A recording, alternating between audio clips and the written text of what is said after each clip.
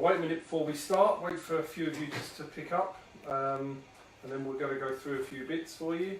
Quite an interesting little chat today we've got, a lot about boxing and some very interesting stuff on the finances, so hopefully you'll find it all a bit useful, but we will in a second just give you an agenda and then we'll start to go through everything, and should be quite interesting. And to say, for some of you who are, if you're in the 2.5 million that's not claiming an allowance, it's going to be very, very beneficial this particular episode. But let's start up. If you're here, you're ready. If you're not, you're not. So let's crack on. We're going to start off with boxing, then we're going to move on to the finances, and then we're going to take some Q&A. Now, a lot of you know that have been following the interviews that I've done with the Daily Mirror. I've done one with the Sun, I've done one with Boxing Monthly, that my view has been that promoters generally have been very poor in what they've done and the timescales that they've been shifting out to the public about when they expect boxing to take place, when they think fans could enter the arena and things like that. And the Football Association had said pretty much that they had no intention at the moment of letting fans back into stadiums, and yet boxing across the board was talking as if it could possibly happen in the summer, which was absolutely ludicrous.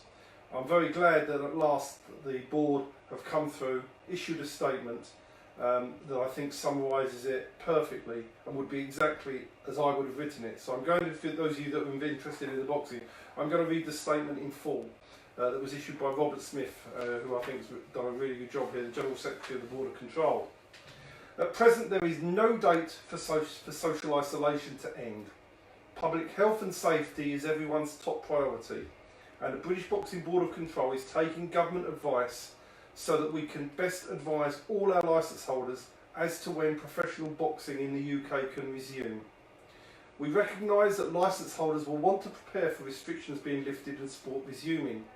However, it is important to remember that professional boxing will not be able to resume as soon as the lockdown and social distancing measures are lifted. The principal reason for this are the strict medical practices that the British Boxing Board of Control has in place for the safety of boxers. When restrictions are lifted, the ongoing work for our medical officers and ambulance crews in their NHS roles will continue for some time. As the immediate pressure on the NHS reduces, some medical officers may become available to work at board shows. However, this may not necessarily mean that shows can run. While the NHS is still fighting and recovering from the COVID-19 pandemic, we cannot place any further pressure on the system. To put this into perspective, if a boxer suffers a head injury and requires neurological intervention, they would go to an intensive CU bed, an ICU bed, in the post-operative period and require vast medical input in the acute setting. The British Boxing Board will not place this pressure on the NHS, and professional boxing cannot happen until normal NHS services have been resumed. Furthermore, NHS staff will have come through one of the biggest challenges faced by the NHS in all its history. All involved will be physically and mentally fatigued. They will justifiably want to take rest and recuperation time.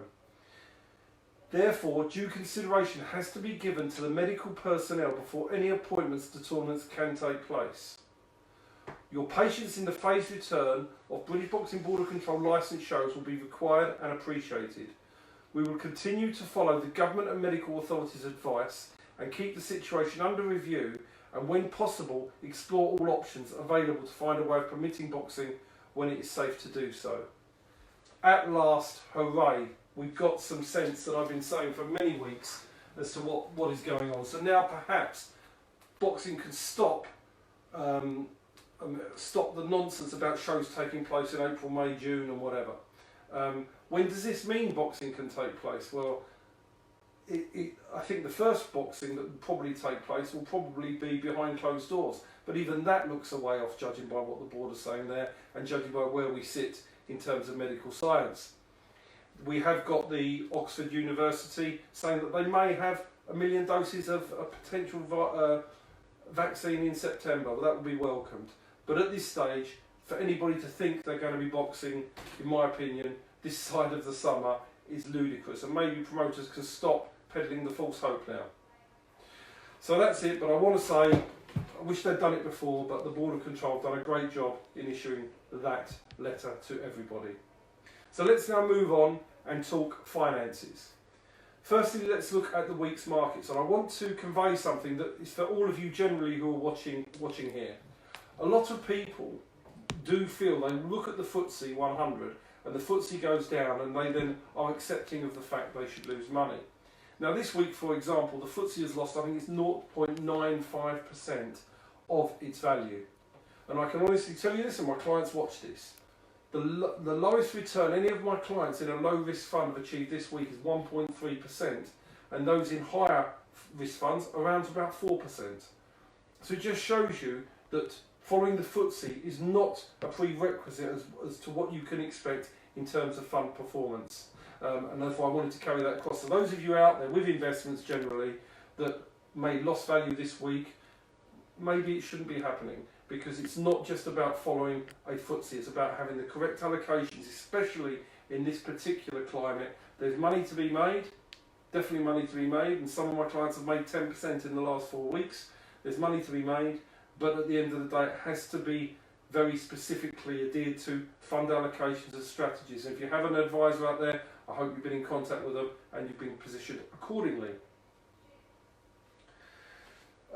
Furloughing. Now, there's two things that's happened in furloughing in the last week. The first thing that's happened is that the government have announced that they've extended the furlough scheme into June. So that's an indication that they're not expecting things to resume in 3 weeks' time. So the furlough scheme is now extended till the end of June. The second thing is they've announced that firms can now apply for the furlough from Monday. And just to make it clear, you have to go online and do this, and there are instructions to do it. Probably not, doesn't appear as simple as I would have hoped it would have been for people to do it. Very simply, you can either take your employee's salary 12 months ago to that month, whether it's April or May or March or May, and in that month you can either pay them 80% of that, or you can pay them 80% of the whole year's salary. So there's two ways of calculating it. But remember, for March, you can only furlough them for the amount of days they were furloughed. And remember, the government announcement was not until the 20th of March. So you've probably only got a maximum, if you furloughed them the day after, if you were that efficient, that gives you 12 days of furlough in March. And then the full furlough will be April. So remember that, you're not getting the whole of March for furloughing. Okay, let's now talk about something that some people know about, but some people don't. And there are 2.5 million people that do not claim this benefit that they're entitled to. It's not even a benefit, it's just an allowance. Now, if any of you are out there listen to this and think, I should have been claiming it, but I still don't know what to do, I'm not charging anybody, but if you want to contact me privately, I can talk you through how to do it and give you some instructions. So, to qualify for this, and this goes back for 4 years until the 2016 and 2017 tax year. In any one of the last 4 tax years, this needs to have been the case. You need one person, that's one person, who is one of the partnership, who has either not worked in that year or earned less than the bottom line allowance. So in today's situation, that would be 12,500. So you need one partner, or husband or wife, who has not worked or earned less than the allowance in that year. And the other partner needs to have been a 20% taxpayer. Now, if the other partner was a higher rate taxpayer and the partner was a housewife, this does not work. It works if one was a 20% taxpayer and the other person was either a housewife or had income of less than the tax-free allowance. What you are then able to do is the person that is the non-taxpayer or the lower rate taxpayer can give 10% of their allowance to their partner. So let's use this year as an example. I'm on I'm on £10,000 a year, and my wife's on £20,000 a year, and we've got a £12,500 allowance each. I can give up 1,250 of my allowance, so my allowance goes from 12,500 to 11,250, and my wife's allowance in that instance would go to 13,250. What does that really mean? She saves £250 in tax, and there is a simple procedure to do that. And if you haven't done it so far, you can backdate it all the way to 2016.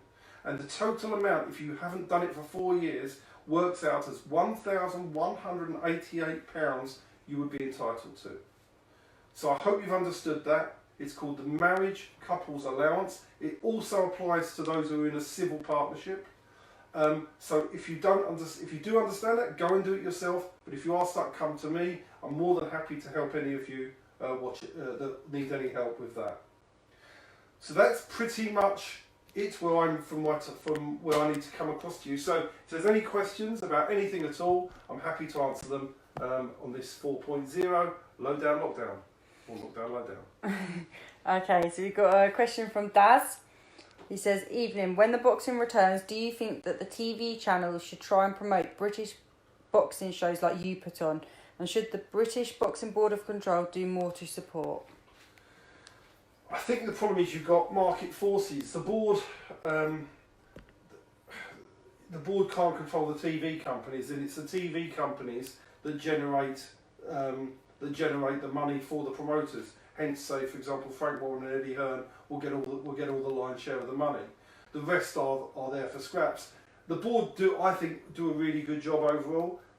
They do a good job for everybody, but they can't force TV companies to want to show our shows. Do I think our show should be on TV? Yes, because if we had the money as well, we could put on shows rivaling anybody out there. I'm sure we could do a fantastic job. We've got the infrastructure to do that. But I don't think it happens at the board. It's down to the TV companies.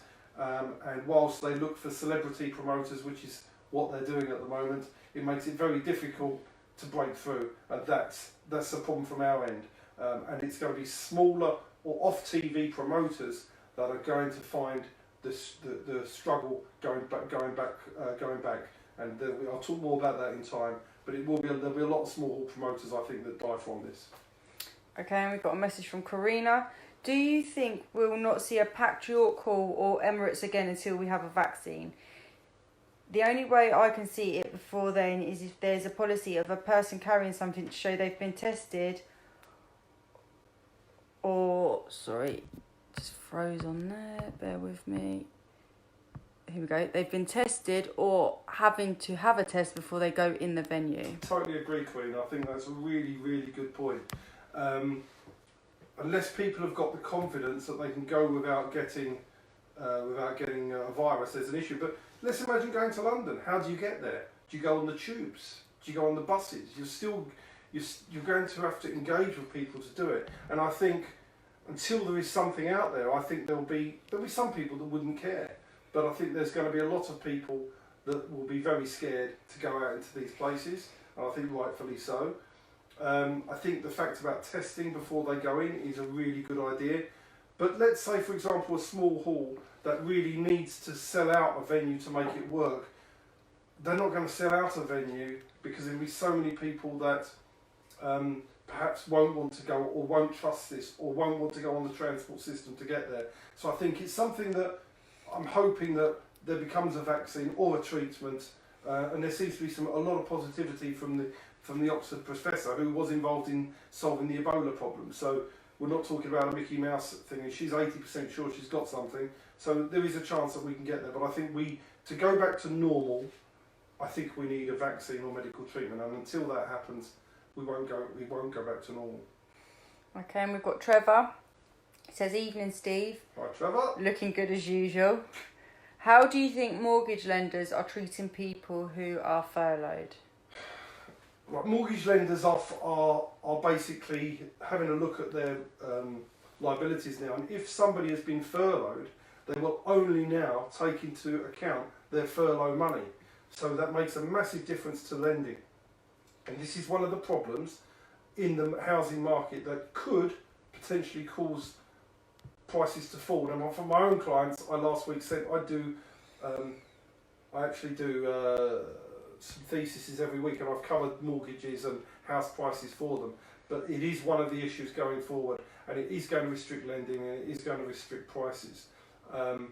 So yeah, it's a situation where if you're furloughed, you will only be able to borrow the amount that you're receiving under furlough. So it's a big difference to a lot of people, especially if they're losing overtime, bonuses and everything else.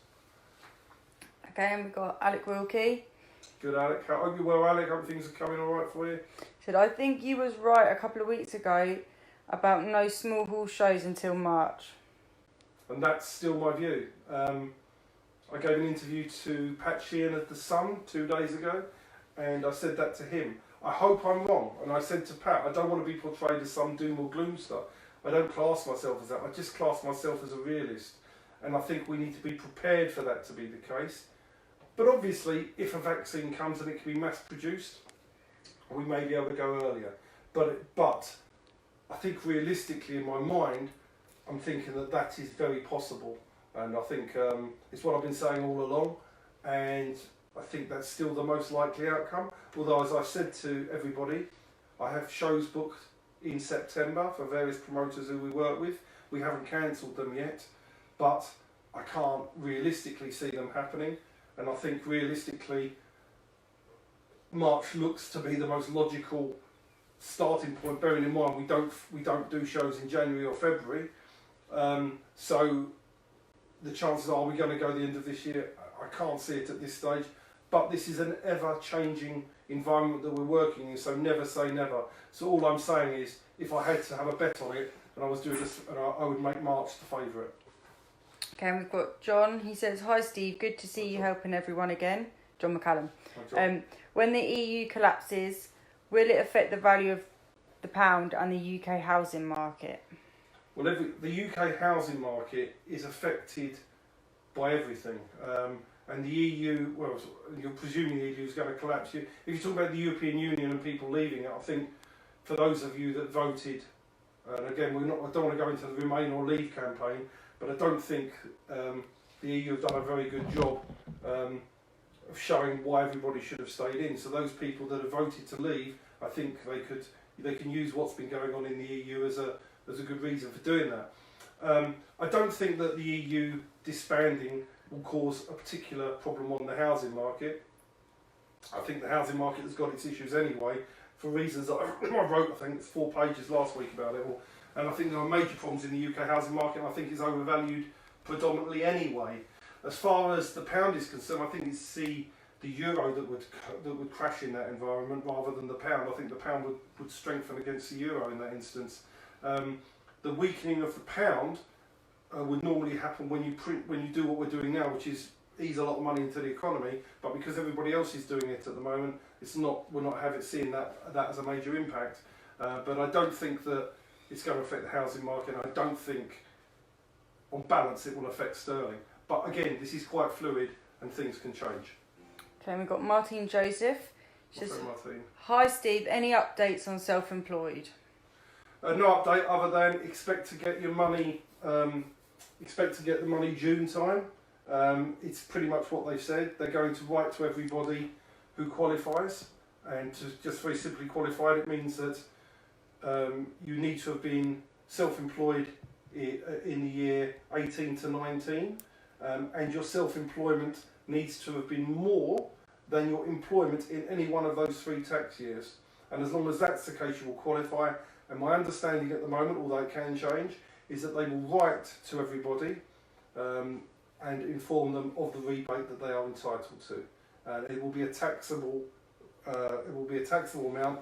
And they have not announced an extension to the self-employed system as they have the furlough system at the moment. But I would imagine that would be a possibility that they would do it. It is announced with self-employed. Just want to stress is what I believe this depends on are 2 things. One, you can't have small hall boxing when there's social distancing enforced. And how can the government encourage social distancing to disappear if the virus is still out there and being passed? Because people aren't going to want to do it. So I think a lot of this depends on the medicine and the science, and that's why I was very keen to see what's going on with the Oxford professor, because I think that this all hinges on the medicine. And if for example, there is no, this continues for 12, 18 months, then we're going to be sitting it out. I think that once the strain is down on the hospitals and the strain is down on the doctors and the nurses, let's say we're down to 200 deaths a day through social distancing, and there is social distancing, I think they could then do behind closed doors for the bigger shows, but unfortunately that doesn't help boxers who are like yourself, who are top quality boxers but haven't got a TV contract yet, and that therefore it hurts those at that level, and and that's a shame. But that's where the problem is going to be. Okay, and we've got Michael Hazen. He says, do you think once boxing resumes, we will have more British journeymen with home fighters turning to the roads following the impact of the virus on activity and finances? Without a doubt, Michael, I think that, for example, if you're a UK fighter and you're struggling financially in 12 months' time, or whatever it is, you know that you can go out there and earn a really good living, and fund, for example, get a deposit for a house inside 2 years, which a journeyman can do if they're looked after well by their manager, and the manager doesn't take too much money from them and does the right job for them. Most journeymen will earn more than most fighters who are not journeymen, and therefore I think there'll be a lot of people that do that. I've already got some fighters of mine that are on the road, and now they're quality fighters that could win titles, but they have decided they want to go down the road of helping their family buy a home. And I think with the 12-month break, you'll see a lot of fighters that say, I'm not going to go through the ticket selling process, I'm not going to wait another year, 2 years to break through, I'm going to go and take the money and use my skill set. But I would say one other thing about the journeyman route. A journeyman is a very skilled athlete, and not everybody that's a home fighter could make a good journeyman. A journeyman, Jamie Spate, unbelievable journeyman. Phil Williams, an unbelievable journeyman. Eddie Bjorklund, an unbelievable journeyman. Robbie Chapman will make a sensational journeyman. These fighters who are on the road have got the skill set to not get hurt and to make considerable amounts of money. But I think providing you're the right type of fighter and you've got the right manager, and that's important, that you don't get put in the wrong fights and get hurt for not proper money, then I think you can make a really good living out being a journeyman. And sometimes in life you've got to look, if I've got a skill set and I'm not going to become a world champion, why not go and set myself and my family up for life? Okay, and we've got Steve Tiffin. He says, good evening, Steve. Hi, Looking Steve. well. If the vaccines are here soon, what timescale do you think we'll be looking at things changing, and what percentage do we need to be at for things to start turning and getting back to some normality? Well, I think that's more of a medical question, but I mean, in terms of the vaccine, it's not just the issue of getting a vaccine, it's a case of getting the mass production out so that people are not scared to go out. Now, I've got underlying health conditions. I've got no intention of going to a theatre, a boxing event, a restaurant, a bar. I have no intentions until it's safe to do so. And there's a lot of people in the country that are like that. So I think until people like me will feel safe in going out, and no, because if I get it, I could be in serious trouble. I think we're living under this cloud. What I do think will happen is that we will ease back into business and ease back into work with social distancing. So it will mean that businesses can resurrect themselves and get started, because we have to get the economy going again. But it will mean that certain sectors of the economy will be affected for longer, and there will have to be social distancing. We're going to live a different life until this is sorted, and it may be for a little bit longer than we are being told, because what's happening is, in my opinion, we're just gradually got used to it, rather than being delivered all the bad news at once. It's there for us to see, and that's why I was saying what I was saying about boxing, because it's quite clear for me, and it's when other people are saying what I consider to be nonsense, that's why I've been speaking out and looking at an alternative view, really, and what I believe is the right view. Okay, and Daz, again, he says, what's your view? What the view is? Sorry, he asked, because apparently he asked some sort of question last week, but his crashed, he didn't hear. What the view is on taking a pension pot out and investing it against staying in a final salary pension? Okay, that's a very difficult one, and you do need specialist advice for that. When you have a final salary scheme, this is no advice. You have got guarantees of what pension you're going to get. When you transfer it into a personal pension, you are then dependent on that performance of that fund delivering you the amount of money and not going wrong. Now, if somebody, for example, transferred their pension into a really poorly performing fund in February, they would have took a massive hit to that pot of money. So it does depend on what people want, but to give up a guarantee requires a very, very good reason, and it requires a substantial amount of money. Now, what some providers are doing, who have got final salary schemes, is that they are worried about their liabilities within the scheme. So they're throwing money and giving more money, trying to encourage somebody to leave. So if somebody is thinking of doing that, they must not make a decision without getting specialist advice. That's what I would say. So there are different arguments on each one, and it totally depends on the scheme and what somebody's personal situation is and what they want, whether they want the pot of money to pass to their generations or whether they want the guarantees. It's a very complex area. Okay, and we've got Trevor. He says, Steve, how long do you think the government can afford to extend the furlough arrangement for? Honestly, I think they'll extend it for when we say about how long the government can afford to extend it for, we've got to remember what we're talking about. A government can always, with the Bank of England, print more money. And by printing money, it technically devalues the currency and causes inflation. But a government can always afford to do that, or borrow money or whatever. So I don't think it's necessarily a case of what they can afford to do. I think it's a case of what they have to do in these exceptional circumstances. And I think they are hoping and banking that somebody's going to come up with some medical science. Because I think that when you finish this furlough and they allow people to go back to work, I still can't see theatres opening. So what are they going to do with them? I think bars are in trouble. I think restaurants, they can do takeaways, but I mean, you imagine going to a restaurant and going out for a meal with your wife and sitting there, and we're sitting there in September, and they've all been wearing masks, but they're eating and they start coughing next to you. Number one, you probably want to punch them, and number two, you probably feel really uneasy and want to leave. So I think a lot of people are just not going to want to do that. So I think there's an awful lot of things to play out here. But what I'm hoping and praying for boxing, for everybody and anything, is that, and for everybody's lives, is that there is some form of medical breakthrough. But remember, you've got the world's best people looking at this, and everybody's going to push through everything to try and break this through fast. Do I believe that there could be a vaccine before 12 to 18 months? Yes, because I believe, like I always do, prepare somebody for the worst and then everybody can be a hero when they deliver it earlier. So yes, I do believe there can be a vaccine earlier than that. And that's why they put down the Oxford professor who said September, because they don't want to raise expectations. Just what people do in life generally if you're being smart. Okay, and I've got 2 messages from Liana, so I'll read both out because it's just an add-on. She said, Hi Steve, if someone was furloughed in March but has not yet applied, would that likely mean that that person will not start to receive payments in June? Thanks as always. But hi again, regarding my last post, that obviously relies on the individual applying in the very near future. No, when you're furloughed, it's not the individual that applies.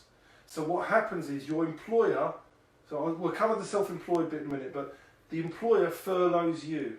So they have to write to you and say, we are furloughing you. Then what happens is that you then receive the money from the employer.